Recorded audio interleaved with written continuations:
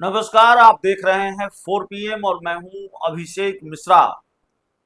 देखिए, बिहार के मुख्यमंत्री नीतीश कुमार की बात फिर करेंगे। बिहार के मुख्यमंत्री नीतीश कुमार को समझना मुश्किल ही नहीं, नामुमकिन है। कम से कम बिहार के सीएम नीतीश कुमार के लिए ये बात तो कही ही जा सकती है।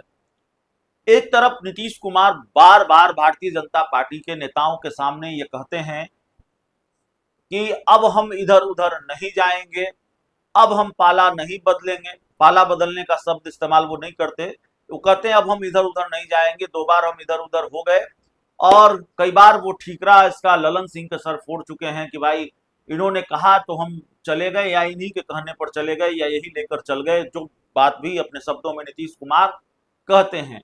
तो सवाल ये उठता है कि बार बार बिहार के मुख्यमंत्री नीतीश कुमार को भारतीय जनता पार्टी के बड़े नेताओं के सामने ये सफाई देने की जरूरत क्यों पड़ रही है कि नीतीश कुमार इधर उधर नहीं जाएंगे। नीतीश को वो अब इधर उधर नहीं जाएंगे, वो भाजपा के साथ ही बने रहेंगे, एनडीए में ही बने रहेंगे। और कई बार भारतीय जनता पार्टी के नेताओं के सांसदों के पैरों में वो झुकते दिखाई दिए हैं। ऐसा लगा कि नीतीश कुमार उन पैर छू ही लेंगे, लेकिन नीतीश कुमार को शायद ये पता हो, न पता हो, लेकिन भारतीय जनता पार्टी के नेताओं को पता है कि नीतीश कुमार का राजनीति में कद क्या है, नीतीश कुमार का राजनीतिक अनुभव क्या है, नीतीश कुमार कितने रसूखदार नेता हैं, रहे हैं। और जिनके पैरों में जिनका पैर नीतीश कुमार छूना चाहते हैं, या इस तरह की तस्वीर निकल कर सामने आई कई बार, तो उनका कद क्या रहा है नीतीश कुमार के सामने। तो नीतीश कुमार का सम्मान भारतीय जनता पार्टी के वो नेता करते हैं, और नीतीश कुमार को कई बार रोका, लेकिन इससे नीतीश कुमार की फजीयत हुई कई बार, नीतीश कुमार की किरकिरी हुई कई बार कि वो भारतीय जनता पार्टी के नेताओं के पैरों में कई बार झुकने की कोशिश उन्होंने की। और नीतीश कुमार से जुड़े हुए कई ऐसे घटनाक्रम रहे हैं जिससे नीतीश कुमार की किरकिरी रही है। लेकिन जब नीतीश कुमार भारतीय जनता पार्टी के नेताओं के पैरों में झुकने की कोशिश करते हैं, वो तस्वीर सामने आती है। और जब नीतीश कुमार कई मंचों से भाजपा के बड़े बड़े नेताओं के सामने ये सफाई देते हैं कि 2 बार उनसे गलती हो गई, अब वो गलती नहीं करेंगे, अब वो इधर उधर नहीं जाएंगे, तो ये मैसेज जाता है, या इस तरह की धारणा बनती है, इस तरह की चर्चा शुरू हो जाती है कि नीतीश कुमार ने भारतीय जनता पार्टी के सामने पूरी तरह से सरेंडर कर दिया है। नीतीश कुमार ने भारतीय जनता पार्टी के सामने पूरी तरह से आत्मसमर्पण कर दिया है, हथियार डाल दिए हैं। जो नीतीश कुमार भारतीय जनता पार्टी के साथ अपनी शर्तों पर गठबंधन में रहा करते थे, अपनी शर्तों पर वो सरकार चलाया करते थे, वो नीतीश कुमार अब बदले बदले से हैं। नीतीश कुमार की स्थिति परिस्थिति पहले जैसी नहीं रही है।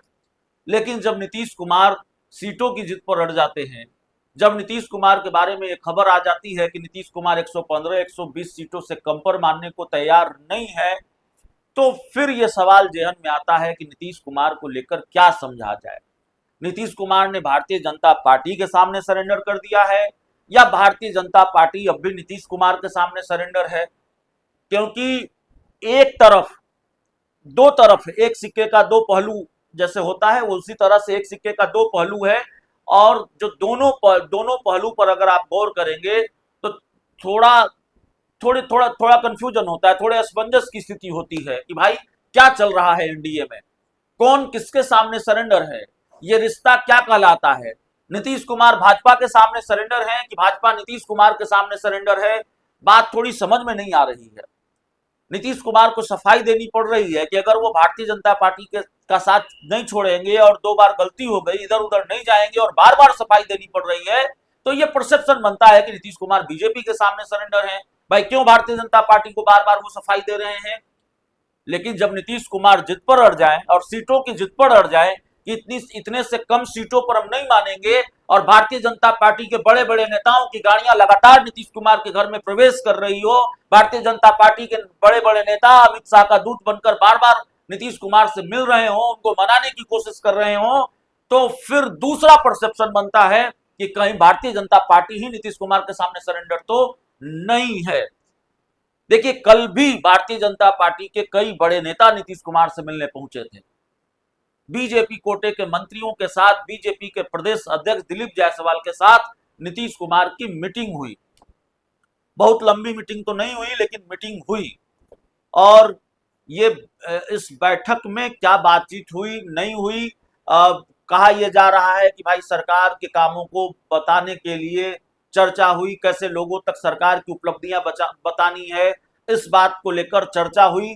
लेकिन चर्चा यह है कि भारतीय जनता पार्टी को टेंशन में डाल दिया है नीतीश कुमार ने। अमित शाह की चिंताएं बढ़ा दी है नीतीश कुमार ने। चिराग पासवान और उपेंद्र कुशवाहा और जीतन राम मांझी से तो वैसे भी अमित शाह निपट लेंगे, बीजेपी निपट लेगी, वहां कोई मुश्किल नहीं होगी या ज्यादा मुश्किल नहीं होगी। चिराग पासवान से निपटने में, उनको एडजस्ट करने में, उनको मनाने में थोड़ी मुश्किल हो सकती है, लेकिन नीतीश कुमार को मनाना तो बिल्कुल मुश्किल साबित हो रहा है। नीतीश कुमार का फॉर्मूला, जेडीयू का फॉर्मूला 122 सीटों का है। और देखिए, जो बात हम कहते हैं वो हवा में नहीं कहते हैं, जो जानकारी हमारे पास आती है वो बात हम कहते हैं सूत्रों के हवाले से। अब आने वाले दिनों में स्थिति परिस्थिति बदल जाए, नीतीश कुमार 10 ही सीट पर मान जाए तो मैं नहीं जानता, लेकिन इस वक्त जो बात मैं कर रहा हूं वो कई बार जेडीयू के कुछ बड़े नेताओं से हुई बातचीत के आधार पर कह रहा हूं। फॉर्मूला, सीट शेयरिंग का फॉर्मूला बिल्कुल साफ है, और ये हमने आपको पहले भी बताया है। सीटों का बंटवारा पांचों पार्टियों में नहीं होना है। एनडीए में seat sharing Chirag Paswan, Upendra Kushwaha, Jitan Ram Manjhi, BJP JDU के बीच नहीं होना है, बल्कि एनडीए में सीटों का बंटवारा माफ कीजिएगा, नीतीश कुमार और बीजेपी के बीच ही होना है। नीतीश कुमार और जेडीयू साफ तौर पर बीजेपी से ये कह रही है, भाई हम तो आपसे वही सीटें मांग रहे हैं जो आपने हमको 2020 के विधानसभा चुनाव में दी थी। आपने हमको 122 सीटें 2020 के विधानसभा चुनाव में दिया था। अब जीतन राम मांझी को हमने उसमें से 7 सीटें दे दी थी, लेकिन इस बार हमारा मतलब अपनी सीटों से है।